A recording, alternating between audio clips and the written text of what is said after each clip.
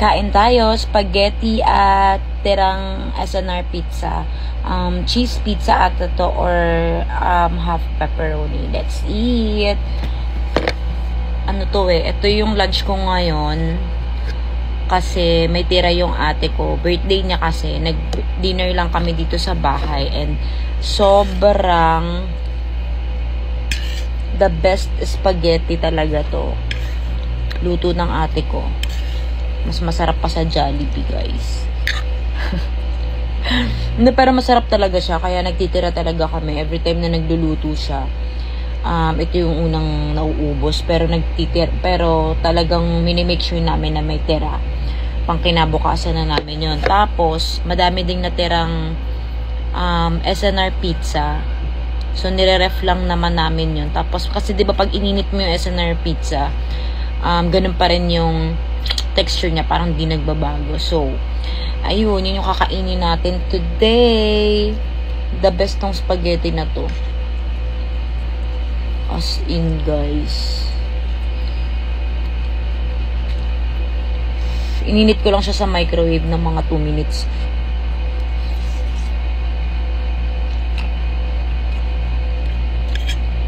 Up. Tinitipid ko nga yung sauce kasi medyo marami pang pasta na natira. Ayun. Simple lang na birthday. As in, family lang. Kumain lang kami.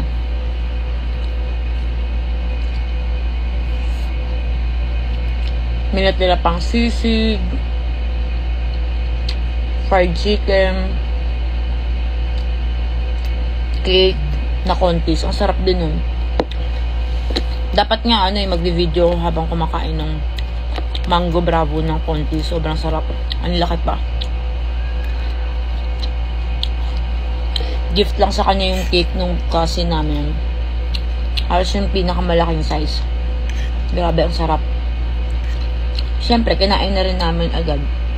Kasi ice cream cake siya. Tapos yung natira, konti na lang ata, mga 2 slice ni ref.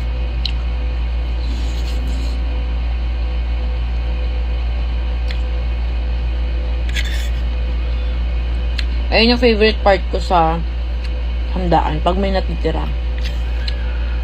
Lalo na pag yung natira, masarap. Ito hindi pwedeng hindi magtira. Lagi talaga to. Spaghetti, tinitira namin. Sarap, sobrang ng timpla ng ate ko sa spaghetti. Na-master na niya.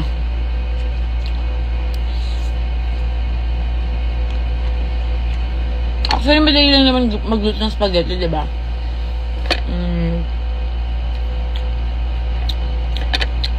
Pero talaga iba yung spaghetti niya. Sarap. Ang init pa. Itong. Guys. Meron na pala ako dito sa TikTok yung violet. Yung peso sign, kapag pumunta kayo sa profile ninyo, tapos makikita nyo parang peso sign na yellow. Sa gilid yun or sa taas. Tapos pag kinlik nyo yun, yung mag-watch kayo tapos makakapag-earn daw kayo sa Facebook. Eh, diba halos lahat naman nagbababad sa TikTok. So, yun. Habang nanonood ka, is kumikita ka. Try natin yun. Kinlik ko yun. Actually, ngayong araw lang yung lumabas September 8, 2023 today. September 7, birthday ng ate ko. So, yun. Nakita ko lang siya kanina. After ko i-post yung video na in-upload ko about dun sa kahapon na in-upload ko, yung ni-rape pa nga na 11 years old.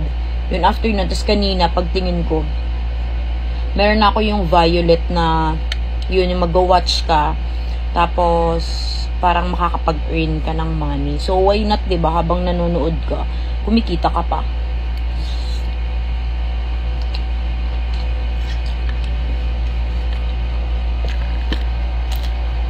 So, ayun.